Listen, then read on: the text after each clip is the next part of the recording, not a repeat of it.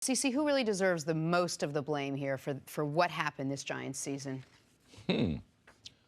Well, that's a good question. Who deserves the most blame? I think that when you fire the head coach and the general manager, you're doing what John Mara. And first, I have to say this: John Mara to me, is one of the most respected owners that there is in the National Football League.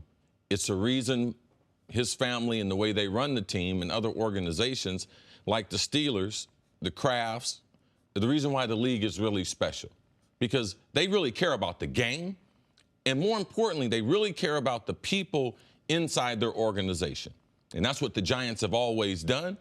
Several weeks ago on this show, Jenna was like, McAdoo's got to go. Nick Wright was like, shouldn't let him back in the building.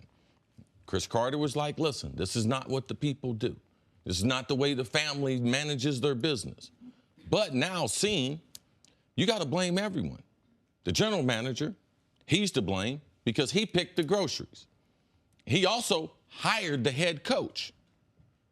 Also, the players that aren't playing well, he picked those. So the general manager, he had to go. Jerry Reese, he had to go, numero uno. Ben McAdoo, we decided that he's a good offensive coordinator. He's not a good head coach. So he had to go. So the only way they can correct this is also they'll look at some players' contracts this offseason that they've paid a lot of money to, as they go about this refacing the New York Giants. Yeah. I believe some of these players in their tenure with the New York Giants, it will be terminated. So you got general manager, you got the head coach, and you got the players. And you have Mr. Mara, who swallowed his pride yesterday and got up there on the mic and assumed responsibility for all this. He said, yes, the coach did talk to me about Eli, but I thought Eli might accept it. Yeah. See, what backfired on him was Eli, he turned on him. Eli was like, no more all shucks Eli. This is like, y'all embarrass me. No, I'm not going out there. Y'all need to start Geno Smith. He wasn't expecting the streak to stop, so they weren't expecting the public backlash. They were fine with seeing the other players, but they hadn't thought about what the repercussions. So everyone, Mr. Mara, he assumed responsibility because he knew about the Eli benching. So it's at 4 different levels: the ownership, the general manager, the head coach, and you can't leave the scene without blaming those players because their tape is out there. So, all right, let me talk about the owner first here. This is a self-inflicted wound by the Giants.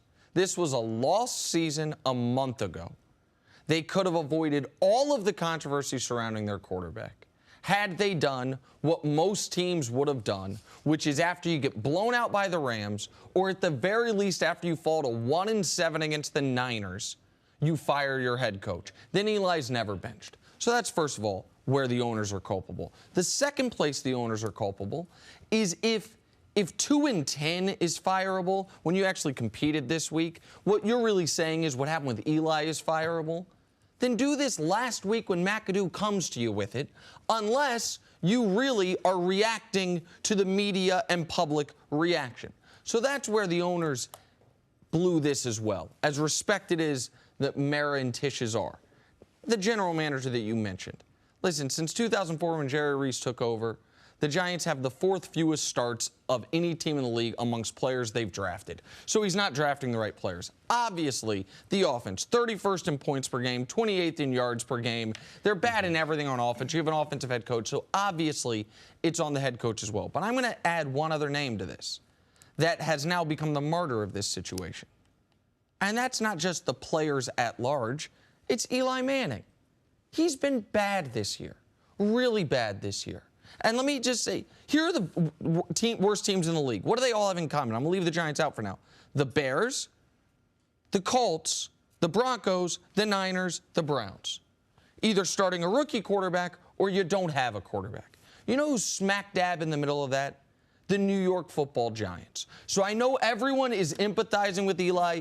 Eli's the guy that everyone feels badly for this week, but you don't get to 2-10. I didn't feel bad for him. I said players are going.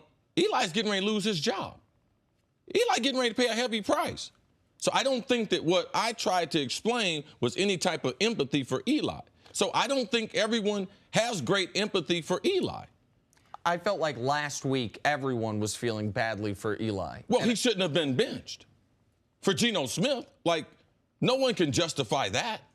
Especially now that they're going to turn around and start him again. It's not like Geno was the answer. If they're going to go with Webb, like, yeah, I can understand approaching later in the season. Eli's streak should have kept going on. So no one's feeling bad just because they stopped the streak. Eli, he took control of the situation and stopped the streak himself. So Eli, this is it for Eli with the Giants. So thinking that the players aren't going to pay the price, I don't think that's right. There are players that will not be playing for the New York Giants, and Eli Manning is one of those. I don't believe for 1 second that the Eli situation did not factor into John Mara's decision. I think what they easily could have done was let no one between John Mara and everyone else in that circle thought for a second that Eli was not going to go with the plan to keep his streak alive and then to just not play in the second half. No one thought that. And when that happened, the second thing no one in that organization thought was that the backlash was going to be as large and as engulfing and as league-wide as it was. And it's important to them. Of course. It's important to them. Image is very important to this organization. Yes. What they wanted to do was let Eli finish up the season, then get rid of the general manager and the coach at the end of the season, and then most likely deal with Eli Manning, which is what they should have done all at the end of the season. They created a big mess for themselves. They put a gigantic Band-Aid on, and now it's kind of just like hanging off there a little bit because nothing's really been solved, and the image has been tarnished. Well, I think because of their overall history, it's easy. If you make the right hire, the Giants will be back right where they were. Thanks for watching. Subscribe here to get the latest from the show. Also, be sure to check out more of the best clips from First Things First, or go watch a few segments from our other shows on FS1.